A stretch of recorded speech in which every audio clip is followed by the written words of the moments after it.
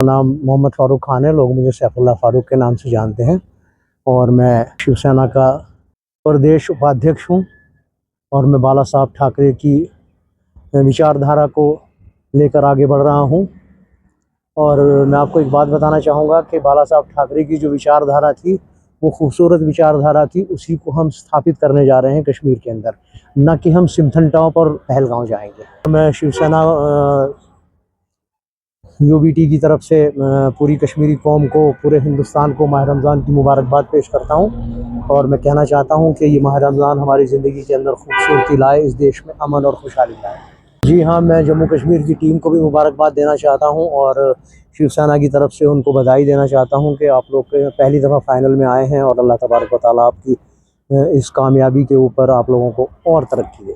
देखिए, उमर अब्दुल्ला साहब से क्या कहना है और उनके क्या कहने हैं, उनके तो सारे वादे ही झूठे हुए हैं। वो तो आजकल बड़ी-बड़ी बातें कर रहे हैं।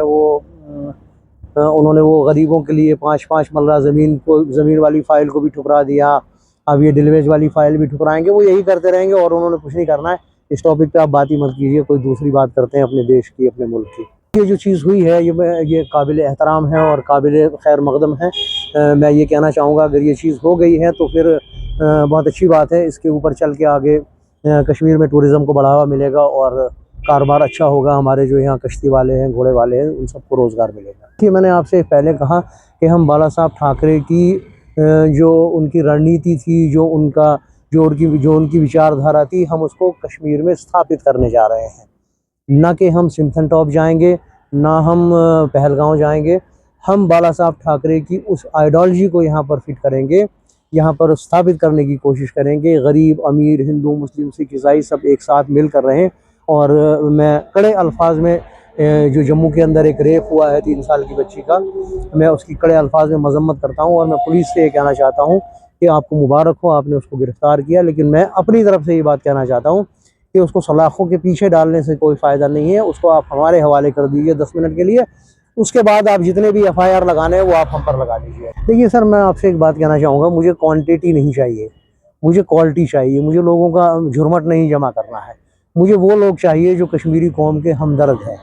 शिवसेना की आवाज़ बनेगी कश्मीर के अंदर, एक ऐसी आवाज़ जो गरीबों, मिस्कीनों और परेशान लोगों की आवाज़ होगी, एक मजबूत आवाज़ होगी। हम क्वांटिटी के ऊपर भरोसा नहीं करते। बाला साहब ठाकरे ने एक बात कही थी कि मेरे साथ हजूम ना हो, मेरे साथ 4 ही लोग हों लेकिन अच्छे हों, क्वालिटी वाले हों, और हम वही क्वालिटी वाले लोग ढूंढेंगे। देखिए, हम तो स्टेटहुड तो हम मांगते ही मांगते हैं, लेकिन हम स्पेशल जो दर्जा है वो भी हम वापस मांगते हैं। चलिए 370 ख़त्म हो गई, ठीक है, वो ख़त्म हो गई, हम नहीं मांगते 371 आप हमें दे दीजिए, इसमें क्या फ़र्क पड़ता है। 371 हम मांगते हैं, मजबूती से मांगते हैं। एक देखिए, भारत के बहुत से इलाकों में 371 भी है।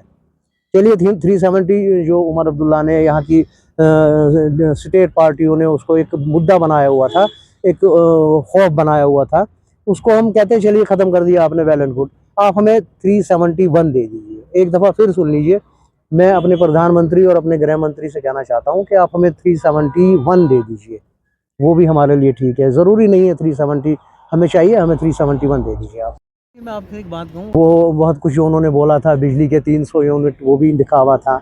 लेकिन हम आपसे ये कहते हैं, हम बाला साहब ठाकरे के चाहने वाले हैं और हमारे जो बाला साहब थे, उनकी कथनी और करनी में कोई फ़र्क नहीं हुआ करता था। तो आप इंशाल्लाह ये याद रखिए कि अगर हम किसी अच्छे ओहदे पर आते हैं तो हम इन मुद्दों के ऊपर बात